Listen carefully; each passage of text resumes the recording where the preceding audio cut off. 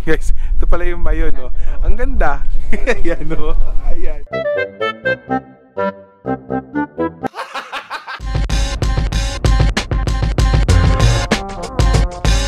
Guys, meron pang aakyatan dito. Pero dami alam ko sa kami dadaan. Hahanapin namin yung daan. Hopefully meron daanan.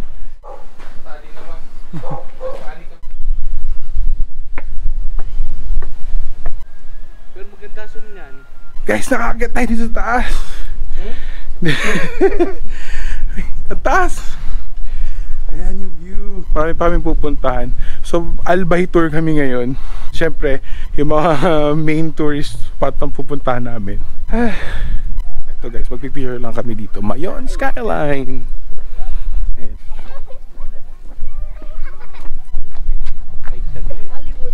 Grabe talaga guys. Sobrang antok ko kasi hindi ako masyadong nakatulog kagabi. Nagdagang antok talaga ako ngayon. Anyway, ayun guys, hindi ko lang alam kung saan pa kami susunod na pupunta. Ganda dito guys, oh. Grabe oh. Ooh. Diba? Ganda guys. Diba ang sarap na na-appreciate mo yung mga lugar, no? Grabe, ang ganda nung Mayon. Talagang, if you love nature, talagang ma-appreciate mo talaga siya.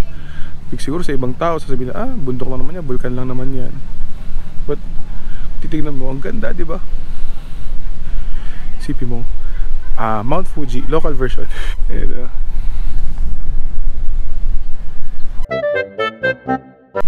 sarap na hangin dito, ang lamig. Pero sa city mismo medyo mainit. So i-appreciate ng ganda ng Pilipinas, diba?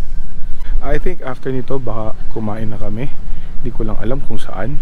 So, nandito tayo sa Sumlang Lake. Guys, ang ganda oh, nakakatuwa. Hindi ko mabibidyoan yung buong lake pa kasi dito rin kami kakain.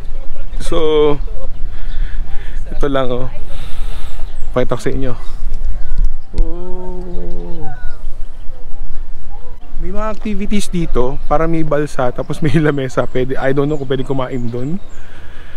Tapos, meron ditong cafe, restaurant. Ayun, Socorros. Ayun na pala.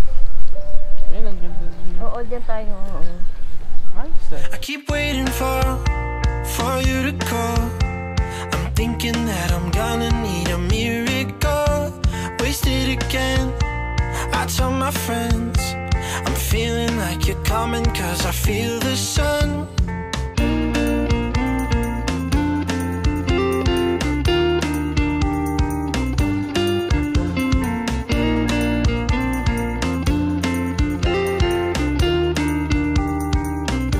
I'm waiting for the special touch you give. I'm needing it more than I ever. Hi guys, so andito tayo ngayon sa Kagsawa Ruins. At ang init. Kumain kasi kami sa Socorro, sa may Sumlang Lake. Kasi ngayon, diretso na kami dito, malapit lang naman. So, yun, gala ko kay saglit. Ano lang kami, after magpipicture-picture, actually pipicture-picture na yung dalawa oh. I don't wanna be a sacrifice in love. Before you I will.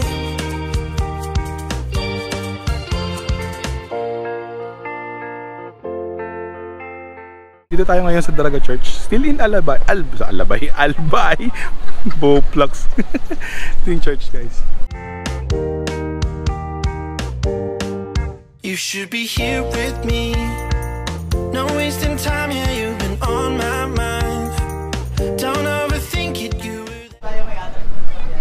Grabe guys, no? Nakaka-amaze. So, pinatayo ng mga paring Franciscano 1773. Ako nasira siya ng 1945. Grabe, pasok na guys. Siyempre, mahilig lang na tayo. You should be here with me. No wasting time, yeah, you've been on my mind. Don't overthink it, you were there from the start when my heart became yours. Don't say we're over. You should be here with me.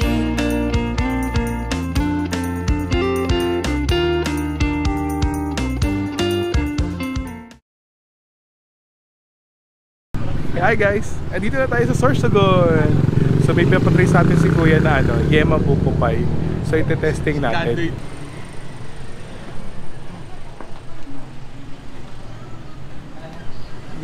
Yema Buko Pie. Yema Buko Pie pala siya guys. So tatry natin. Medyo para kakaiba.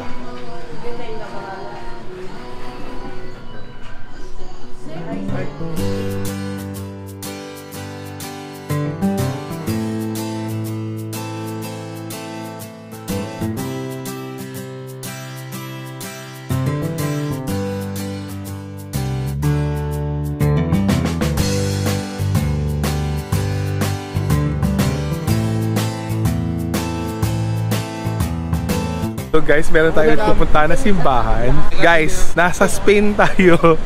Barcelona! Ang ganda na simbahan.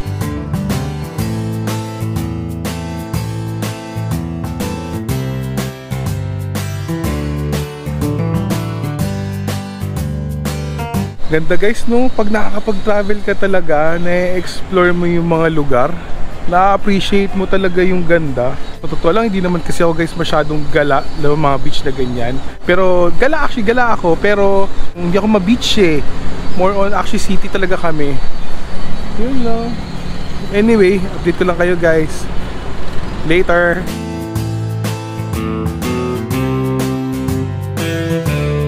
Feeling nagpunta ng Spain, no? Pero Barcelona, Sorsogon! Guys, look at the view! Ganda oh! Guys, malayong-malayo sa amoy ng Manila Bay. Ito amoy alat. Hello. Mainit yung araw pero ang sarap ng hangin. Preskong-presko siya guys. Ayan o. Well, medyo basa ng pawis pero okay lang. Ganda guys oh. Grabe. Nakakatuwa. Ganda na Pilipinas guys. Saan kaya tayo next, no? Gastos. Guys, sponsored lang kasi to. Kaya sasama talaga tayo. Meron dito guys, parang ruins oh. Ayan oh. Ano kaya to? Puntahan natin. Nasa tabi lang siya ng signage ng Barcelona. Oh. Siguro part to ng simbahan mong araw. Siguro. Guys, parang may ruins oh. Ito siguro yung sinasabi ng gawa sa no, sa corals. Ayan oh. May ruins. Ano kaya to? Part siguro to ng simbahan before? I don't know. I mean, it's building siya dito dati.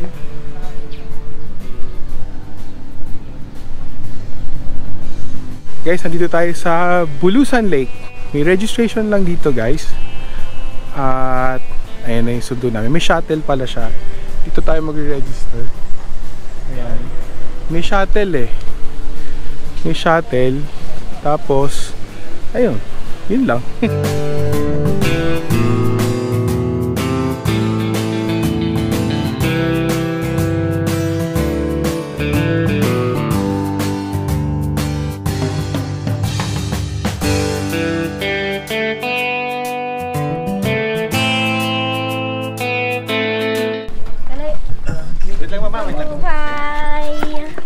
Unahan ma'am, dalawa po dyan ha.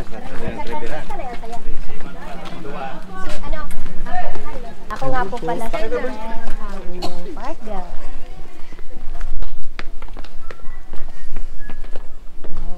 Ito si Bulusan Lake na pinuntahan ninyo. May lawak po siya na 16.43 hectares at may lalim sa bandang gitna na 7 to 8 feet. At ito naman yung kabuuan ng buong protected area ng Bulusan Volcano Natural Park. Opo. At may 5 municipalities po dyan na nakakasakop or nakapaligid. Bulusan, Erosin, Urban, Kasiguran, at Barcelona. Ito po yung pangalawang lake, si Aguinay Lake. Yan po ang ginagawang campsite ng mga nagmamountaineering activity.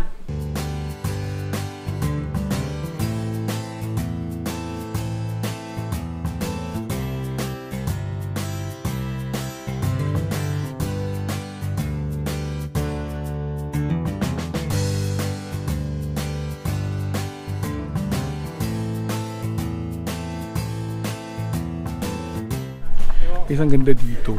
Puntahan nyo. Actually, may trail daw dito around 2.8 kilometers. Kaya nyo lakarin in 45 to 1 hour. 45 minutes to 1 hour. Hindi na namin ginawa. Kasi tinanong ko yung tour guide. Kasi may tour guide eh. Sorry. Ano ba naman? Tinanong ko, may ahas po ba dyan? Umatras na si Tita Lorny. Takot kasi sa ahas yun. Well, ako din naman. Hindi daw mawawala yun. May unggoy daw dito, may mga buwira mo. Kasi natural park daw to, guys. So, I think conserved area siya. So, normal lang daw na may mga sarap ng hangin, malamig. Actually, guys, malamig ngayon. Pero sabi ni ate, na siya, mainit na daw ito ng lagay na to. Kasi pagdating daw ng mga December, January, February, napakalamig daw talaga. So, gusto ko i-try nyo siya, guys. Napakaganda kasi. Ganda, guys. Promise, ang ganda. Sobrang relaxing nung lugar. Sobra. Nakakatuwa. May mga water activities din kasi sila, guys. Tulad nun, meron silang ganun. Pwede ka rin magpangkano. Pagka napunta kayo ng Sorsogon, guys, puntahan nyo siya. Ang ganda. May shuttle lang to and from. May registration and entrance fee. Isang bayad lang yun.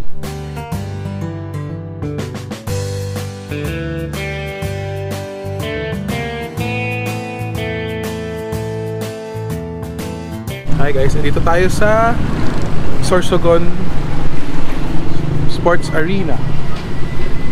Pero before nun, kakain muna kami. Dito lang sa tapat. Rosarios.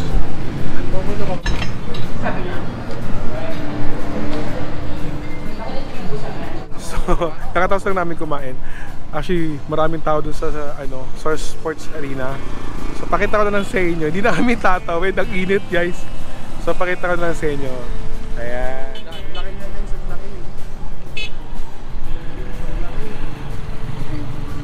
Ang laki, guys, ang laki. Nakakatuwa. Maganda siya. Sipin nyo. Akala mo sa isang probinsya merong ganito, di ba? Nakakatuwa. Ganda kaya.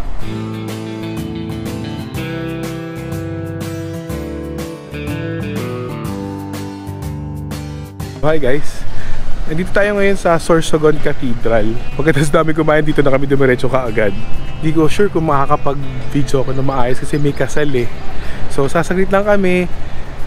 Siguro magnanakaw lang ako ng konti ng video. Ay, andyan na yung bride do. Andyan na yung bride do. Ayan, sasaglit lang ako ng video. Ayan. Pakita ko lang sa inyo yung loob. May kasal kasi guys yun.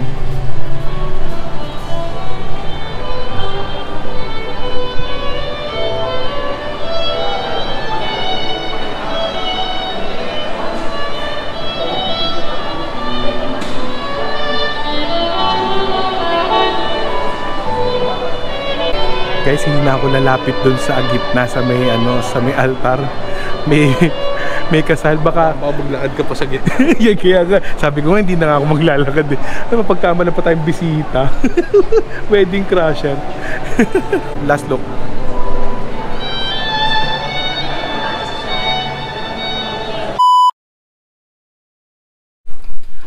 Morning guys. So Sunday na ngayon, pauwi na kami mamaya. Naka-prepare naman na kami. Punta na kami sa sa resto, magbe-breakfast na kami. Then may mga pupuntahan pa kami after nito bago kami diretso umuwi. Maaga lang kami mag-check out para dire-diretso na kami hanggang airport. Dito tayo ngayon sa Cathedral ng Albay. Actually nag-early check out kami kasi may mga pupuntahan pa kami. Diretso na rin kami after nun. Diretso na kami ng airport. Simba lang din muna kami dito sa Cathedral. May misa kasi ng 9:30. Actually, hindi na rin naman na ganun kadami yung pinuntahan namin. Kaya hindi na kami ganun naging ka-busy. Guys, may chili ice cream. Ang na-try namin na chili ice cream yung sa First Colonial. Actually guys, ang sarap ng ice cream niya. Tapos yung anghang niya, yung level 1, yung pinaka-mild. Sa mga taong baka hindi na kaya siya automatic yung anghang. Pero sa mga taong mahilig sa maanghang, wala. Sobrang gaan pa ng level 1. So kami nga, sabi namin sa susunod, ita-try namin yung level 2. Pero hindi na kami nakakain pa ulit. So siguro pag nakabalik kami dito, try naman namin yung level 2. Anyway guys, ayun, nandito pa rin kami sa Dads. Nakabili kami ng inangat. Then meron pang isang brand na nirecommend sa amin. Magta-try din namin na bumili and dalhin sa Laguna pa uwi. Guys, isa pang kain. Bigyan natin ng let's special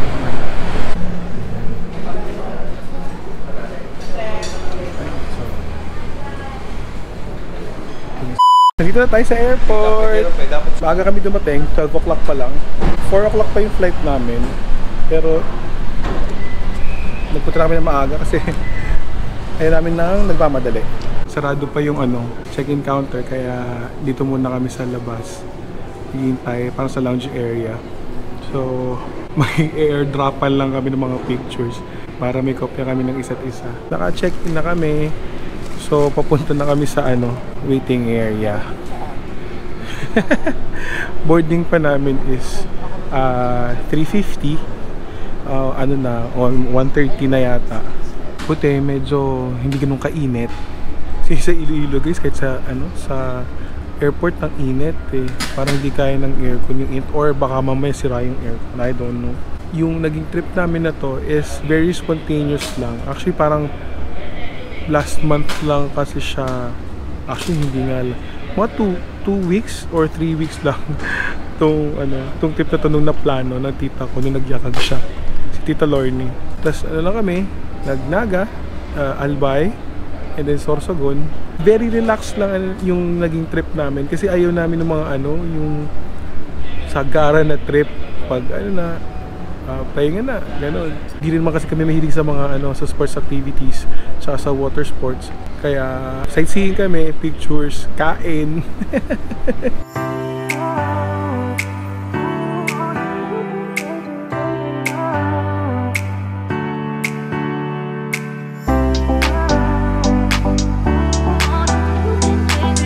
Hi guys! Dito kami sa Terminal 2. Ang init. Kala mo namang galing sa malamig na lugar.